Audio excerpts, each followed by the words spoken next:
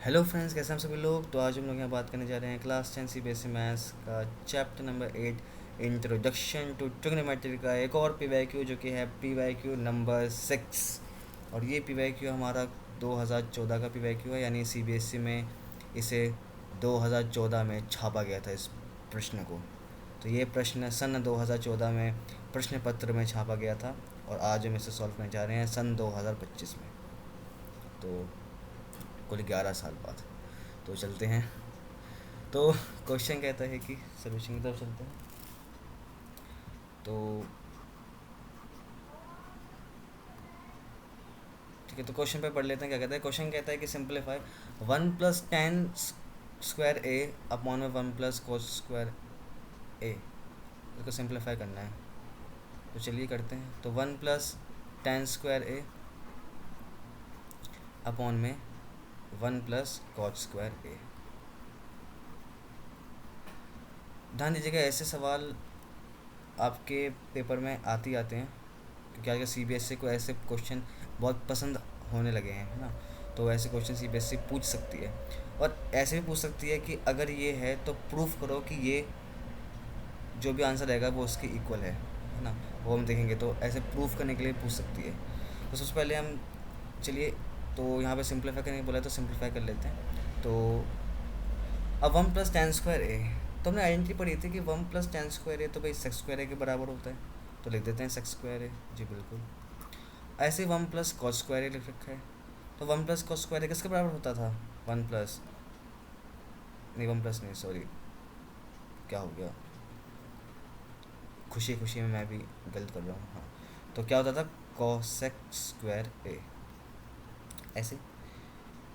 तो अब sex square ए को मैं कैसे लिख सकता हूँ, क्या मैं कॉस स्क्वायर ए लिख सकता हूँ। मैं कॉस स्क्वायर ए 1/cos स्क्वायर ए, जी बिल्कुल, क्योंकि कॉस का रिवर्स सेक होता है। रिवर्स से मतलब अपॉन में उसका जो रेसिप्रोकल होता है वो सेक होता है, और सेक का रेसिप्रोकल क्या होगा, कॉस होगा, है ना।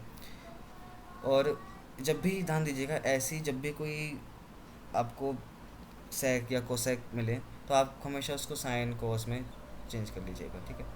तो 1/cos स्क्वायर है और 1 में, अब cos स्क्वायर ए को मैं क्या सकता हूँ, 1 में साइन स्क्वायर ए, तो लिख दिया 1 में साइन स्क्वायर ए।